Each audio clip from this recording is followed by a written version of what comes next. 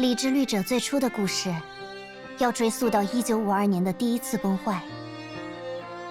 一位失去记忆的少年在灾难的中心被发现，被天命回收，并被认定为律者。在持续3年的痛苦实验中，少年依靠与名为小丑阿尔法的笔友交流，坚持了下来。1955年，在辗转了多家研究所后，少年被带到了爱因斯坦和特斯拉的42实验室。在那里，少年与2位科学家相识，也得到了象征世界和自由的姓名——瓦尔特·乔伊斯。接下来，乔伊斯享受了一段短暂却平稳的生活。他成为实验室的助理，并与2位科学家成了无话不谈的朋友。在之后寻找魂钢的旅途中，乔伊斯也结识了更多各具特色的同伴。或许，正是因为他品味过这些平淡而又温馨的时光，在面对无法逃避的命运之时，他才能挺身而出，为了守护这些美好而战。在旅途的终点，乔伊斯一行人找到了第9神之剑——伊甸之心。但紧随其后，爱迪生的实验室发生实验事故，薛定谔博士也被崩坏能侵蚀。当重要之人纷纷陷入危机，千钧一发之际，乔伊斯做出了他的决断。他选择回应自己体内的力量，选择了守护。少年克服了律者对于崩坏的本能渴望，听到了理智律者核心内数以万计意识的回响。瓦尔特·乔伊斯掌握了体内的律者核心，成为了现文明第1位为人类而战的律者。然而，在解决了眼前的危机后，真正的幕后黑手才悄然浮现。他正是乔伊斯曾经的笔友小丑阿尔法，现任的天命主教奥图阿波卡利斯。500年的黑暗扑面而来，但理智律者拒绝向命运投降，并彻底搅乱了天命暴君的计划。作为报复性的最后一招，奥托对着瓦尔特所在的城市发射了崩坏能裂变弹，却一抹除所有潜在的威胁。为了保护民众，瓦尔特以生命为代价激活律者之力，制造出保护整个城市的护盾。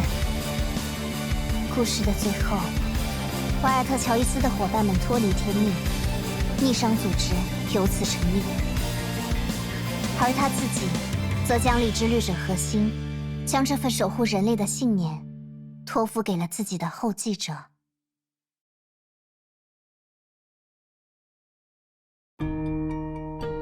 第2任理智律者，本名约阿希姆·杨。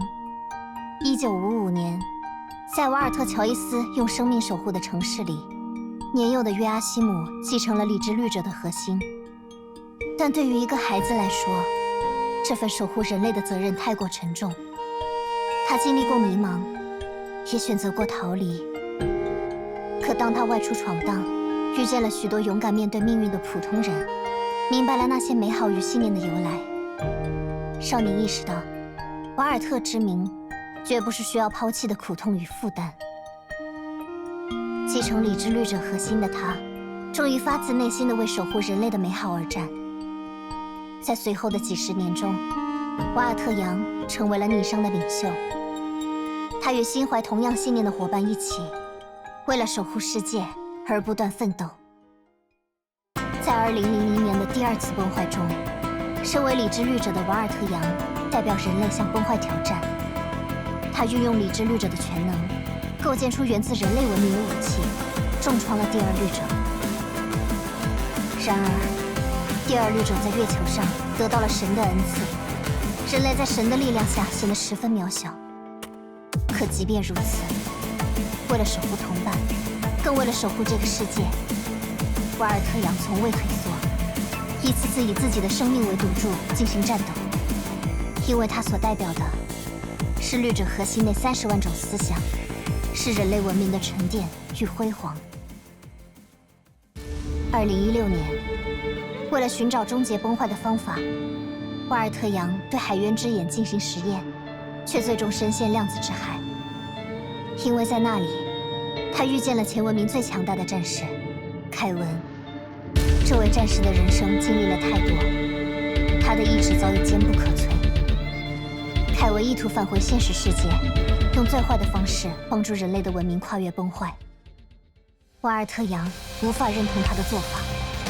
身为理之律者，瓦尔特决心守护的正是每一个拼尽全力努力活着的人类。面对这位有着绝对力量的前文明战士，瓦尔特扬选择以自身为舵，筑成量子之海与现实世界的屏障。同时，他也心怀祝福，留下了最后的考验，等待着拥有同样希望与信念的后继者，终有一天会来到此处。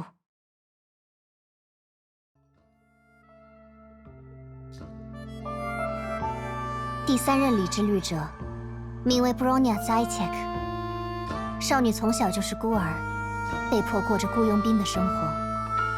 2012年 ，Bronya 被可可利亚带入孤儿院，在那里遇见了温柔真诚的希尔。和希尔在一起的日子，让少女体会到真正的温暖，在心里种下了名为守护的种子。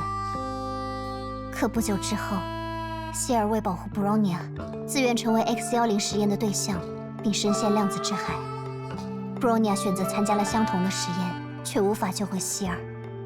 临别之际，二人许下重逢的约定，这也是少女前进下去的最初动力。2014年，第3次崩坏在长空室爆发 ，Bronya 在那里结识了 Kiana 和牙医。虽然世事艰难，但3人之间的友谊却茁壮成长，他们成为了要好的同伴。也因此 ，Bronya 放弃了可可利亚的任务，决心守护这2位家人般的伙伴，以及他们背后的小小世界。第3次崩坏过后，受到姬子邀约的3人进入圣弗雷亚学院，成为了对抗崩坏的女武神。在圣弗雷亚学院的时光里，少女心底那颗名为守护的种子逐渐生根发芽。也是在这时，她与伙伴们一同立下为世界上所有的美好而战的誓言。2016年，3人接到寻找渴望宝石的任务，并因此找到了被植入了宝石的女武神温蒂。然而，一枚被可可利亚植入脑中的芯片控制了 Bronya 的意识，少女因此伤害了对她袒露心扉的温蒂，以及最信任她的 Kiana 和牙医。为了保护自己所珍视的伙伴，Bronya 依然烧毁了脑中的芯片，也因此，她陷入了长时间的昏迷。所幸，在福华的帮助下 ，Bronya 在梦境中开始了试炼。少女最终决心不再逃避自己曾犯下的错误，迈向新的未来。但紧接着，在奥托的精心策划下，空之律者的人格在 Kiana 身上觉醒。为了守护同伴 ，Bronya 毅然前往战场。也是此刻，少女从爱因斯坦那里继承了伊甸之心。最终，伙伴与老师的爱，帮助 Kiana 战胜了空之律者的意识。而对 Bronya 来说，虽然她当时并不完全了解伊甸之心所象征的一切，但从她如瓦尔特一样手握伊甸之心守护同伴的那一刻起，少女的未来就与理之律者的精神紧紧联系了起来。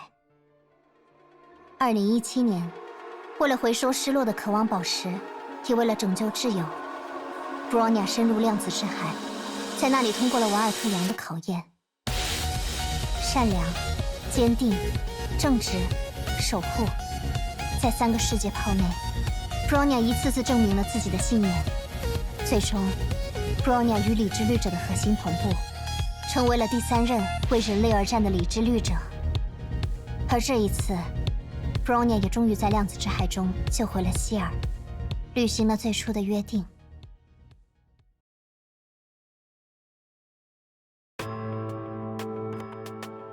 继承理之律者核心的 Bronya 开始跟随瓦尔特扬学习。